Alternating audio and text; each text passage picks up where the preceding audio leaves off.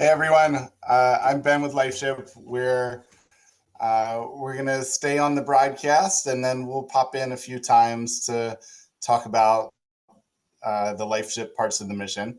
Thanks everyone for being here. I'm here in San Diego, California. Chris is over in Europe. He's helping as well, and then one of our teammates, VJ, is in Toronto.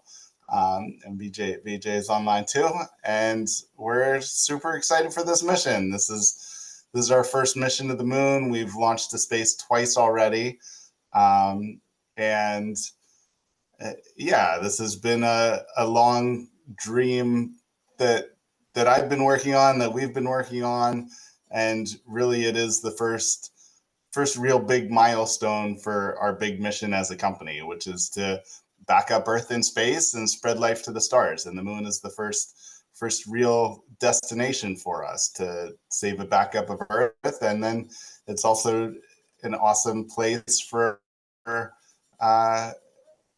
it's humanity's next major leap off of Earth. And within the next decade, people will be living on the moon, very likely, and then going on Mars. And the moon really is our first stop elsewhere. And so this is an exciting time for humanity, and an exciting time for each of us to be part of space. And Lifeship's mission is to make space accessible to everyone, and be a space movement that everyone can be part of.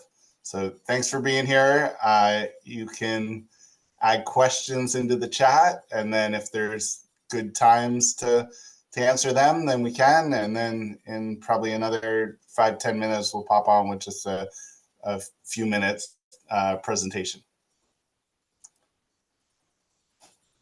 Let's put the show back on.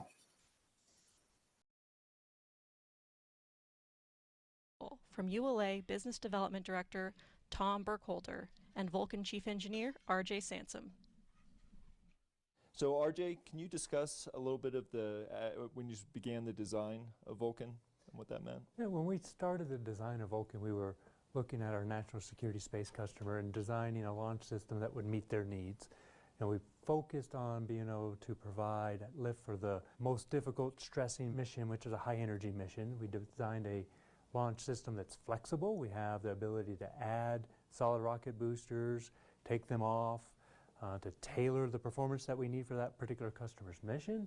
We have a extremely capable upper stage in the Centaur 5 that provides performance that exceeds all the capabilities that our customer needs. And in the end, we've got a launch system that exceeds all of our national security customers' requirements and enables us to provide performance for commercial customers or other customers that will meet their needs now and into the future. That's great.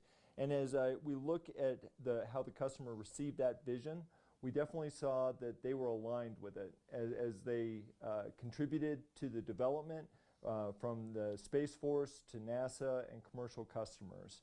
And so I was wondering if you could also talk on the partnerships that you had in the development.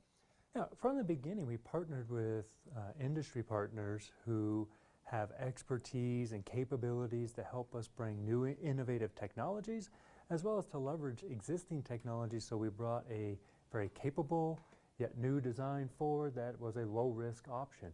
We partnered with Grumman on development of new rocket boosters. The first variant of that flew on Atlas with a tailored version that was tailored to provide specific performance for Vulcan. We partnered with Rocketdyne on development of RL-10 and implementation on that, again, first flight on Atlas and then flying again on Vulcan. Partnered with Beyond Gravity on composite structures, and then we partnered with Blue Origin to develop a new main stage propulsion system, the BE-4, the first Oxford stage combustion engine developed domestically. So, industry partners brought a lot to the table for us. That's great. And then as we look at what this has meant to the market, it's been fantastic. And I was wondering if you could share with me how the Vulcan design has evolved as we've started to look at the commercial market with Project Kuiper. Yeah, we had a really capable launch system to start with, and as we looked at the commercial market and the focus on LEO, we decided that a small change to our design, a small change to the upper stage would give us increased performance and ability to lift more spacecraft to the low Earth orbit and really position us well for supporting the Kuiper contract and our Kuiper customer. Yeah. And the result of that was the largest launch contract ever.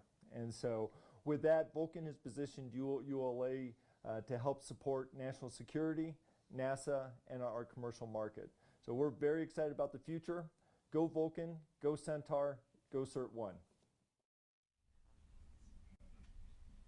I'm now joined by ULA President and CEO Tori Bruno. Tori, thank you so much for joining us on this monumental day. I've been a part of the Vulcan team for a number of years, so I know how focused the whole ULA team has been. Can you talk a little bit about the teams that came together to design, build, and now launch this rocket? I am so proud of our people, and I think we had exactly the best possible team. We've got folks that designed rockets before, like Atlas and Delta, but we also have the majority of our team, people like yourself, that are earlier in their career, know the new tools, aren't sort of handcuffed by some of the conventions that we used before, and can do really creative and innovative work while also not making the mistakes of the past. Absolutely, and Vulcan is such a unique rocket. What are you most proud of about this vehicle? I'm really proud of the fact that we still service the high energy marketplace, a unique thing that is really important to our nation's security, that no one else has an architecture that will do that, while at the same time breaking all the rules and having the dial-a-rocket architecture that gives it the flexibility to reach down into that LEO marketplace and be very competitive there as well. Absolutely. So we're getting pretty close to liftoff now. How do you expect to feel watching the Vulcan rocket lift off for the first time? Tremendous excitement and anticipation. I got to tell you, I've done over 400 launches. They're all the same. I always get butterflies. This one's really special because of what it means to our country, to our customers, and to the team that has worked so hard, including you, Agent Sterling. Well, thank you so much for joining us. We'll let you get back to it so you can make sure you watch liftoff, and let's go. Go Vulcan. Thank you.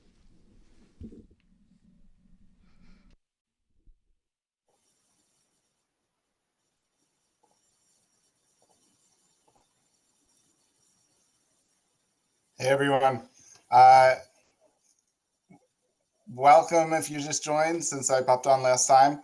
We're displaying the NASA's feed for the launch, and I'm just going to walk through a few bits about Lifeship and the mission, and then we'll get back to the feed for the countdown. So yeah, Lifeship it's like Earth's space agency. It's a movement for life on Earth. It's a movement for humanity, and our big mission is to both continue life here on Earth forever, as well as to help life expand outwards and to take humanity to the stars and spread life across the galaxy. Lifeship is it's like a seed bank. There are seed banks here on Earth. Humanity has built seed banks for thousands of years. There's records of ancient civilizations having seed banks. And so there's a value in thinking long-term about saving the life that we have here on Earth for future generations, as well as thinking about saving it for whoever else could find this beyond our current civilization. And so what we're doing is the plant seed banks that exist on Earth have just plants with DNA. We're preserving DNA of humans, of plants, of animals, of fungi. And so our goal is really to back up all of Earth and to back up humanity. And to not just do this as a backup for future generations on Earth, but to do this in a way that we're taking steps towards expanding life outwards and continuing life beyond Earth. And I actually believe that may be one of humanity's greatest purposes here in the universe, is to help continue life in the universe. And the technology already exists with DNA to potentially bring species back to life. There's an organization that is working on bringing the woolly mammoth back to life from ancient DNA found of woolly mammoths. And so we're saving the DNA of all different species and humanity, but this is also a message from humanity. These are These are handprints on a cave, which is one of the earliest messages that we have from early humans. And so what we're doing is we're sending a modern message out there of our civilization today. And we really want this, we're building this as a community movement where it's everyone gets to put their piece in this. And so we're working towards more and more ways for you to add messages, your photos, your story, as well as send your DNA outwards. And really the vision is that it's like creating seeds, and that humanity is part of Earth, and that we're serving a role on Earth by continuing life and spreading the seeds of outwards. So about the mission, this is the Astrobotic Lunar Lander. It's about as tall as a person. Here it is in the ULA Vulcan rocket fairing. This is what it'll look like going to the moon. So it'll launch. We'll see it launch. We may watch until it separates completely from the rocket. We'll watch the first stage separation, and then we'll see the Astrobotic payload separate from the second stage of the rocket. It'll do some laps around Earth. It'll transition to the moon. The landing is planned for February 23rd. So it's a bit of a journey, and we'll keep you updated along the way. This is where it's going. So, and we'll share this later, so you'll be able to actually look at the moon and start to know the objects of the moon and know where it is. We partnered with a group called Arc Mission Foundation on this, and so Arc Mission is doing a cultural archive, and so these are nanofiche images of different all different cultural works from humanity and Earth, and then we did a layer of DNA inside this. And then our next missions, we're building our own capsules. We have 2 more missions coming up later this year, one to the moon, one actually going out of the solar system. We're not adding DNA to that, but we're adding the digital DNA of a human, preserved for 1 billion years. And then we have more missions. We're in talks to get to Mars. We're doing more ones to the moon and other places. And then this is a community movement, and we're working towards ways for people to participate in more ways. And let's go back to the live stream, and thanks for being here. We're excited. We're excited for this launch. Followed by the payload van, providing communication with the spacecraft, while the ground van provides support to the rocket. Trackmobiles at the rear power the nearly 3 million pound convoy, which also includes an environmental control system, providing air conditioning to the payload and rocket, as well as a backup generator. With the rocket on the pad, the launch team transitions to fueling and other final preparations.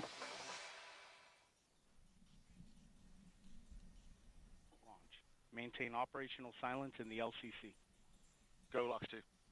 Center LO2 at flight level. Roger.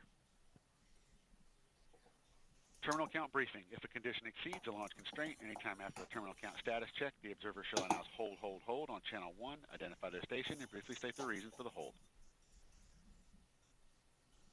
RLM, verify redline monitor and event table on the correct configuration for terminal count. Verified.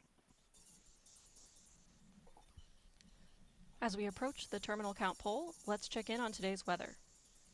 The Space Launch Delta 45 forecast for this morning's launch is looking good. The probability of violating launch constraints is 15%. Ground winds are 15 to 20 knots out of the north, and the temperature is 57 degrees Fahrenheit. The primary concern for launch is the thick cloud layers rule. L minus 11 minutes.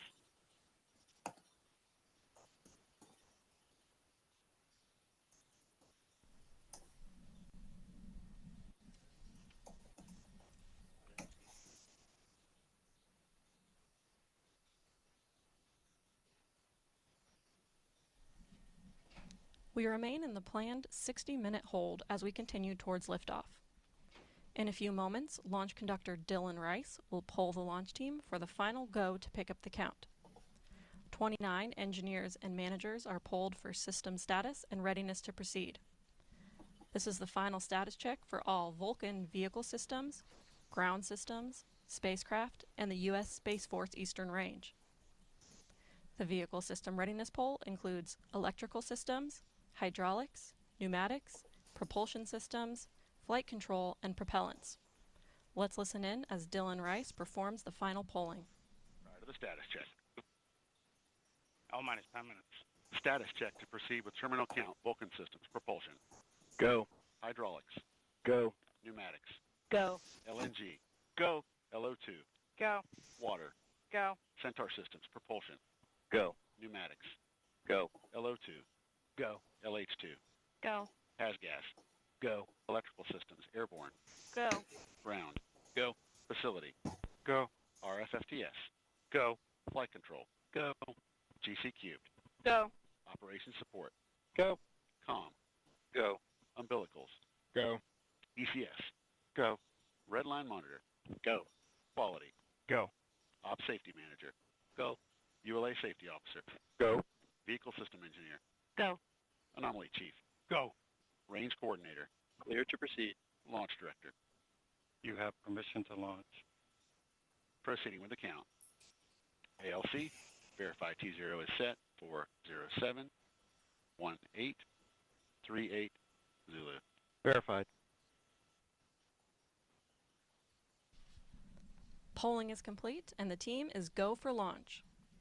From T-minus 7 minutes until liftoff, you'll hear Dylan Rice and the team performing the final steps in the countdown procedure. Several critical activities occur in the final minutes before launch, including verifying fuel tank levels and pressures in the booster and Centaur, and arming the flight termination system. At T-minus 1 minute, the Range Operations Commander confirms the range is in a green condition for launch. At T-minus 25 seconds, you'll hear Go Vulcan, Go Centaur, Go Peregrine. This is the final status check of rocket and payload readiness. At T-minus 7 seconds, Rofi sparklers will ignite, followed a second later by initiation of the launch pad water deluge system. At T-minus 3 seconds, the main engines ignite. Then, after seeing Vulcan's first ever liftoff from Slick 41, you'll begin hearing flight commentator Rob Gannon providing launch vehicle ascent data.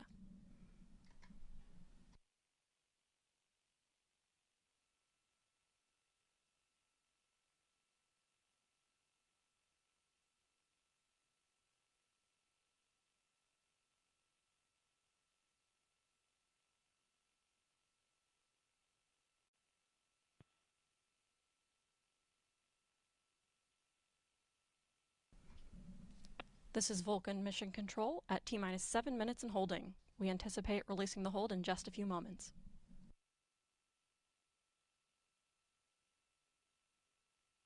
On my mark, the time will be T-minus 7 minutes and counting. 3, 2, 1, mark.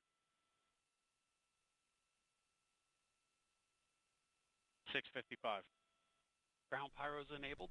The countdown clock has resumed, and we are go for launch at 2:18:38 a.m. Eastern.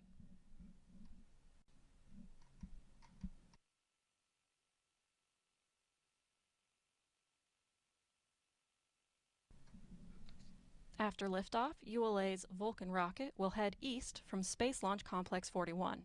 Here's a look at today's ascent.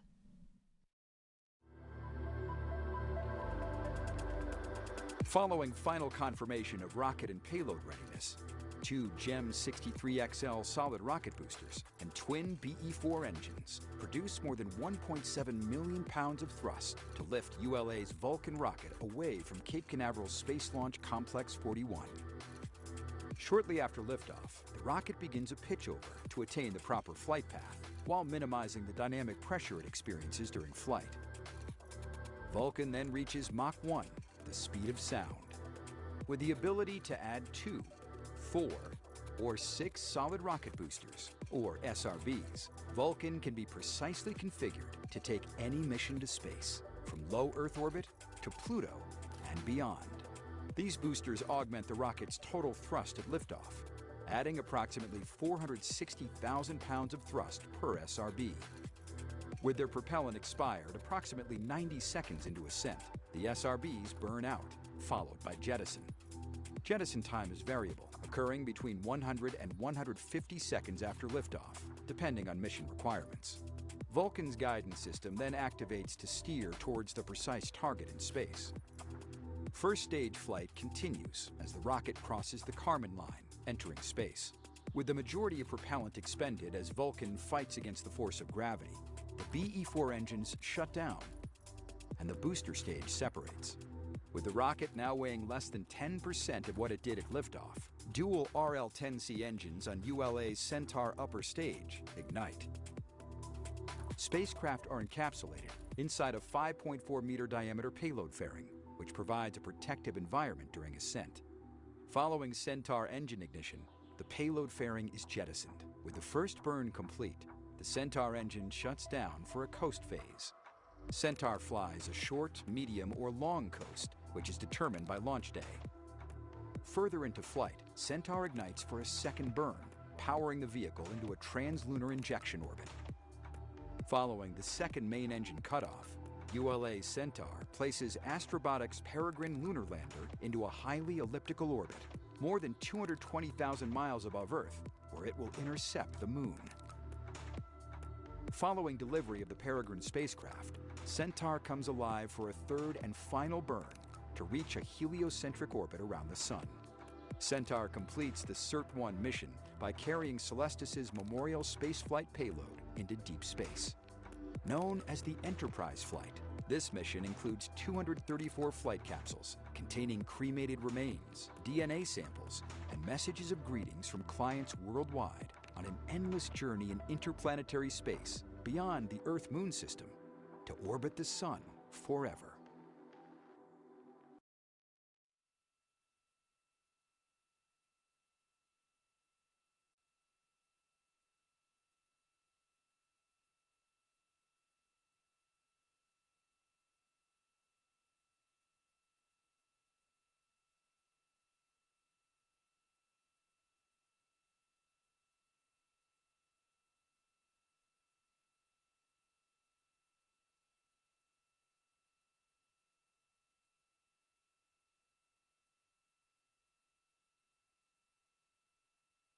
$249.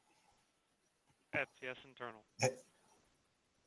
So we're gonna try unmuting everyone with like 15 seconds to go, so we could all count down 10, 9, 8. So we'll see if that works, and then everyone can get their voice in the room, and we think that will be exciting. This is really exciting, and yeah, here comes launch.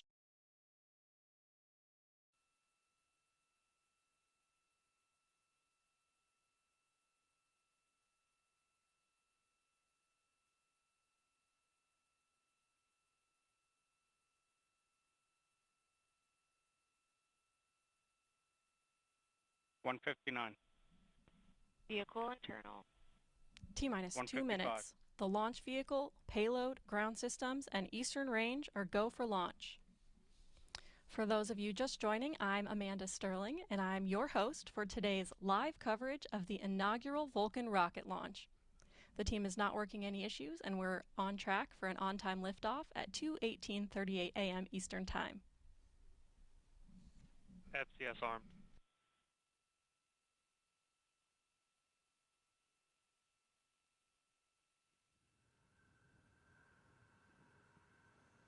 $120.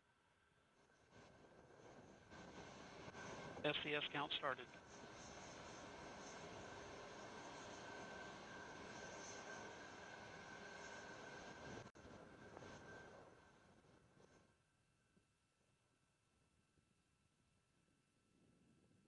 One minute. T-minus 1 minute. Range status. Range green.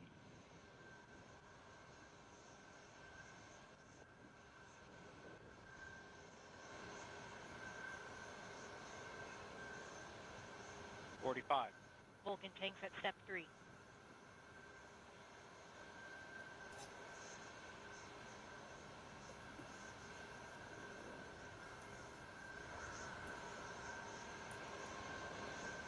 $30. BE-4 start box, go.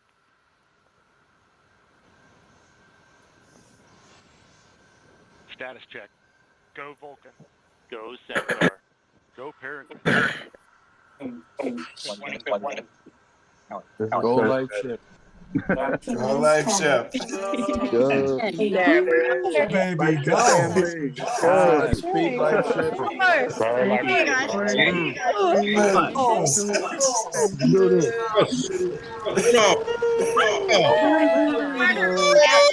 Here she goes. Hey. Oh my God. Blow. Beyond. Lifeship family. Go Centaur. Go Lifeship. Oh, this is cool. It's awesome. Go. Oh, this is so exciting. Off we go into the wild blue yonder.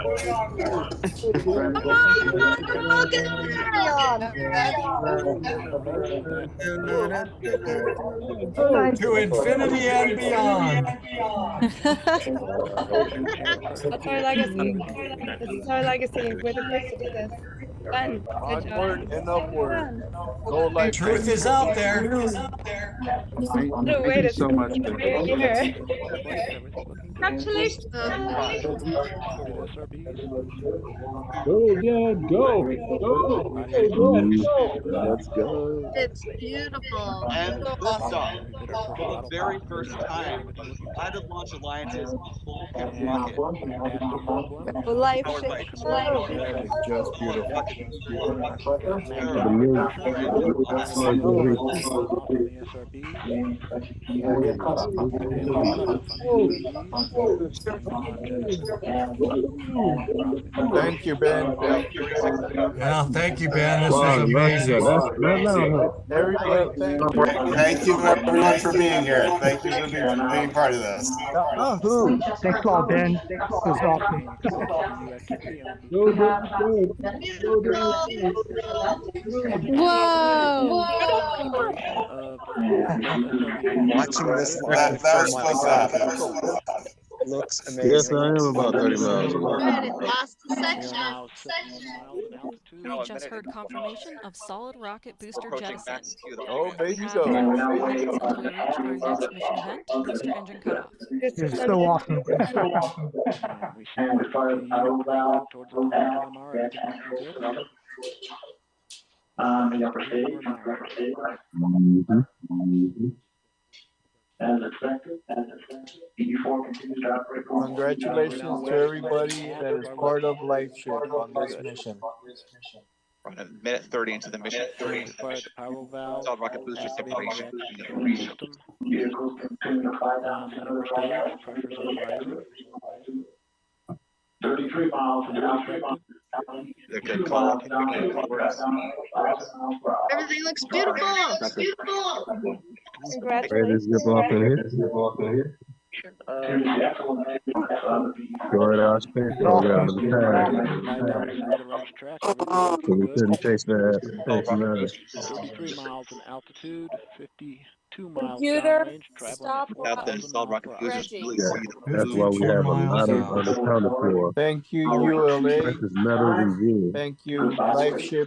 Thank you, Ben. Tracking you from our friend P. Carson's now. 47 miles in altitude, minus 5 miles downrange at 5,500 miles per hour. 5,500 miles per hour. Vehicle settling. That was really exciting for Oh, everyone. working on that too. Time. Wow. Good body rates. Nice and smooth operation of the booster. Next milestone coming up. 47 miles in altitude, 95 miles Booster engine downrange, cut off. 5,500 miles per hour. 4 minutes and 58 seconds. Engines continue So I've been part of probably like 30 rocket launches, but they still bring tears to my eyes every time I see one. Absolutely. As soon as they started saying go, I was I'm like, enjoying my time with my new Hey, friend. Ben, this could be considered Arc 1. As If we you pass think through about the it. Kármán line. It could. Next mark event we're looking for is boost base Tilda on the Centaur main engines.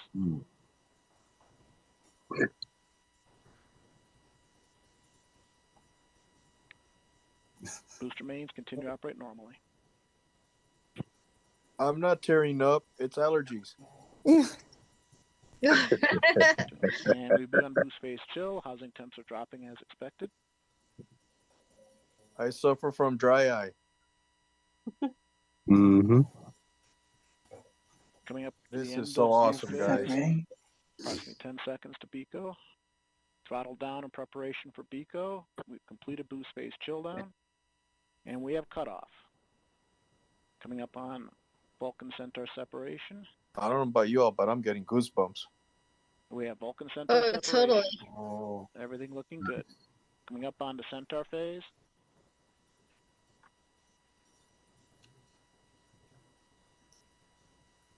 And experiencing a bit of data loss here. We've recovered the data. It's like Centaur engines are up and running normally, good steady state pressure, and we've just jettisoned the payload fairing.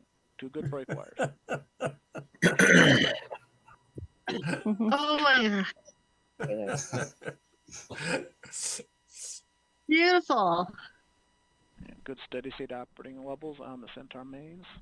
Gotta love today's 2 good technology engines. with We're on telemetry to open loop downlink. control on Centaur PU. I'm wearing my This is Vulcan 25th mission anniversary control at of the 2 + 5 Apollo minutes, 11 57 landing seconds. shirt. We just heard flight commentator Rob Gannon confirm the successful completion of the early phase of today's flight, and all systems continue to operate nominally. Our next event, main engine cutoff, will occur in about 10 minutes. While we wait, I'm joined How many by hours Amanda Piketty, till we get to ULA the Director moon? of Vehicle Upgrades.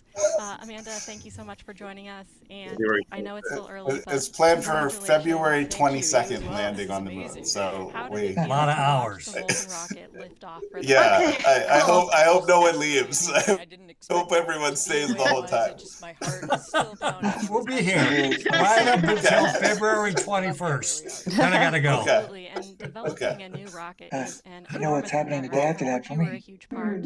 Again, Zero we're still G. early, We'll but do how do it. you imagine the whole We'll Vulcan do team another feeling right watch now? to watch I it feel like land. they have to be the That'll same be way. really They'll exciting as smile well. ear to ear. I know the team is at We all our broken sites, atmosphere, friends and Dad? family. They've been Hey, supporting Ben, us quick for question. many years to get to What's where we that? are. So I'm sure they were jumping up and Are down you just like aware me. or did you hear of the How is the Vulcan traveling rocket going to Apollo change the industry? 11 Yeah, that's a 50th great question. So anniversary Vulcan is very much event based on that our was heritage going around the rockets, the Delta country? IV and Atlas V vehicles, but we've brought in a lot of No. new innovation and capabilities Well, that it What will was is it? allow a us to even it was better a support very our big warfighters, tent that was exploration, as put well as up connecting the in world. parking The great lots thing about around the Vulcan is it's fully country, versatile, and meaning I we can was use that actually vehicle to part do of anything we production want, allows at for the event portability for that was anybody who put wants up at access the to Rose space. Bowl in California. Absolutely, and so And I this have is lots the of pictures first of certification outside flight. and What are the next inside, steps for Vulcan after and this? Yeah, it was so a with the wonderful first flight, we are well exhibit. under the way There was with the a certification process. We do have a 360 second degree flight that we're going to do screen here later this year. that was Once two that stages completed, we'll that have went about 2 up months or maybe so of 50 post-flight data feet in the testing, and then at that center point we will of be the whole certified thing.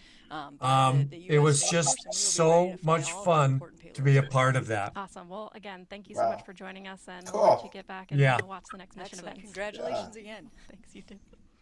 Does anybody know what the in-flight movie is? What? Wait, what was that movie with To Infinity and Beyond? What was his name? With Tim Allen? Lightyear. 100 seconds into the mission. Toy Story? Looking good. No, no, How no, about no. Spaceship? Burn Centaur. Lightyear.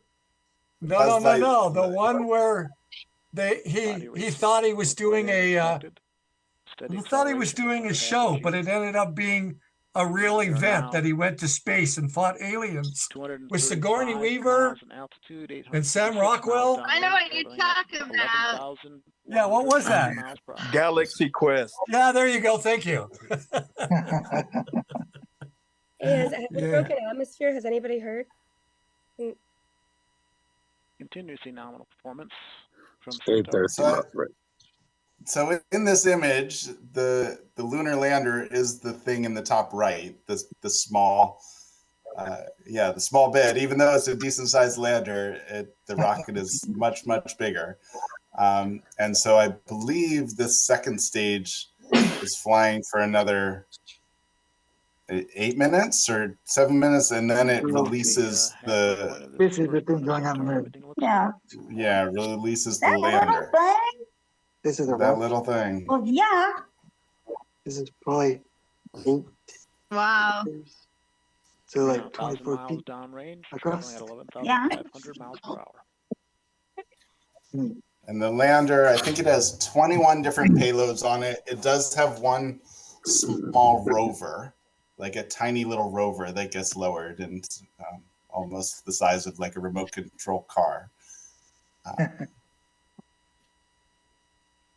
And then there's, I think NASA has 6 different experiments on it, 6 different instruments, and then a bunch of the other Vulcan ones Mission are Control at various. 10 minutes 7 seconds.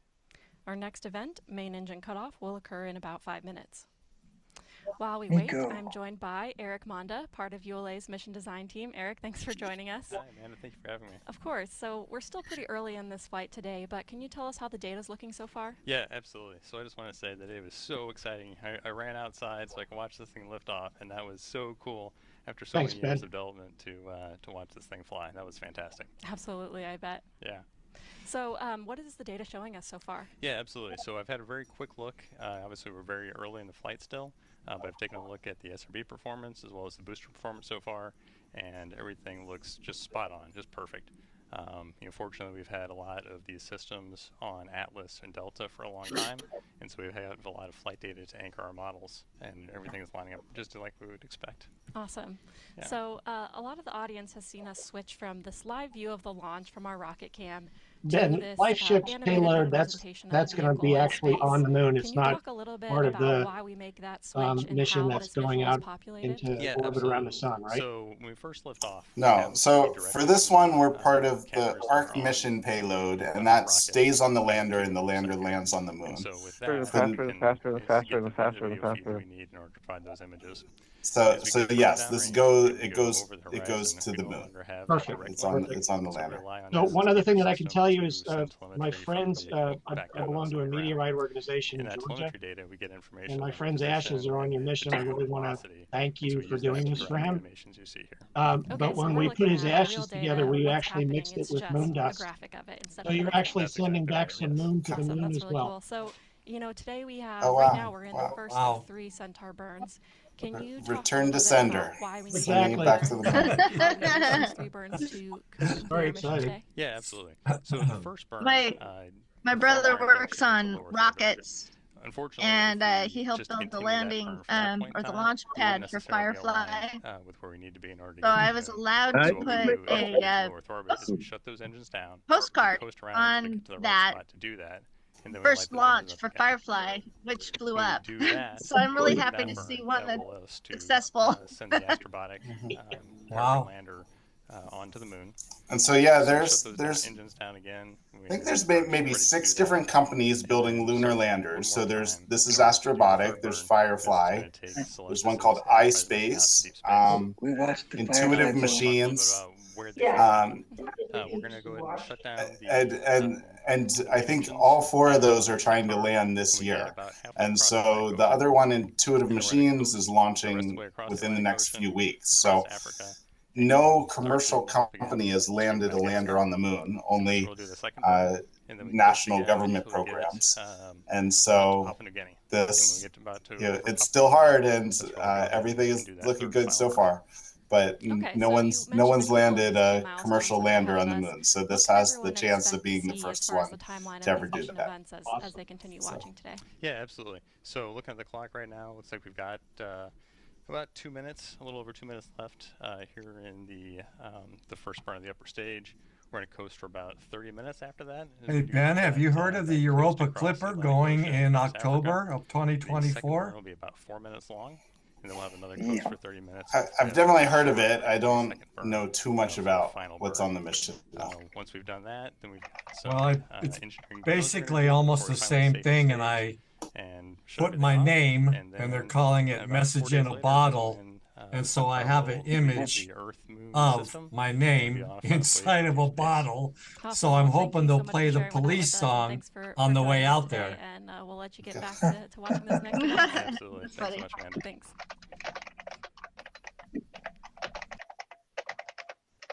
So Ben, am I correct? We got an email that the people on the first also have a set of DNA on the second one coming up. Yes. So everyone who was on the first mission is going on the Firefly one as well, and we're including you on that. And that the window is second half of 2024. It's likely the fourth quarter, so it's likely September to December, sometime in there. 1 minute. D'Amico. Nice. And then everyone who's added names or photos to the first mission, we're gonna send those on the next one as well. Cool. Yeah. And then we're. Thank you so much. You're welcome. Yeah, we want to. We want to. We want to launch very regularly. We want to be on rockets like every month, and it's going to take a year or two before we're starting to get more and more rockets that we're on. But yeah, part of our plan is to be this participatory space community movement that people are part of, and that you launch on regular rockets, and there's all different ways to participate and vote on the missions, and we really want this to feel like a space agency for humanity, and that everyone can be part of the space agency and have a say in it, and either contribute the species that are on it or be part of it in different ways. We have settling established, 85% duty cycle. We are now in a 27-minute, 51-second coast duration to second burn of Centaur. This is Vulcan Mission Control at T plus 16 minutes 20 seconds. We just heard flight commentator Rob Gannon confirm successful cutoff of the first main engine, and all systems continue to operate nominally. Our next event, Main Engine Start 2, will occur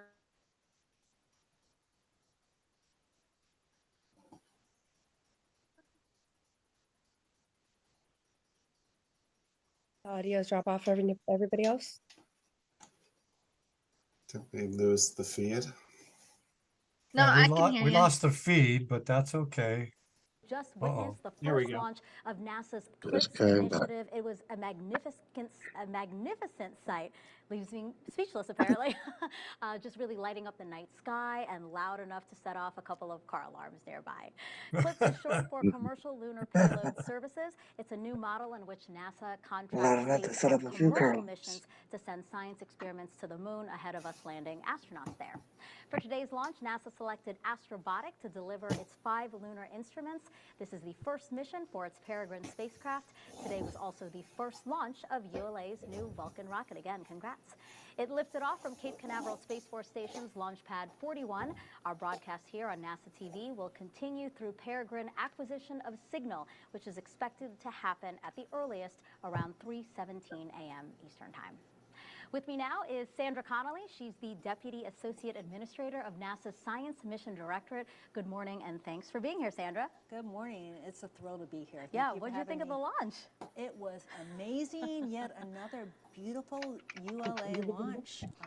Totally spectacular, and it's super exciting to know that now our Peregrine 1 lander is on its way to the moon, and in about 2.5 weeks it's going to go into orbit. And a few weeks later from that, into late February, we're going to actually see it land. And that will be the first, well, actually it'll be one of the early landings on the moon since Apollo, over 50 years, which is pretty amazing when you think about it. U.S. landings on the moon. Yeah, it is. And CLIPS is new as well. So talk to us a little bit about this program. We're using commercial companies to send science instruments to the moon for us. Why is that? Yeah, separation. I'm really excited about this program. It is a game-changing program Second stage. for us. It really is leveraging industry in new ways. As you've probably seen, the whole aerospace industry has evolved over this last decade in amazing ways. And I think I'm not sure exactly when the separation of the lander from the second stage happens. I don't know if that is after the.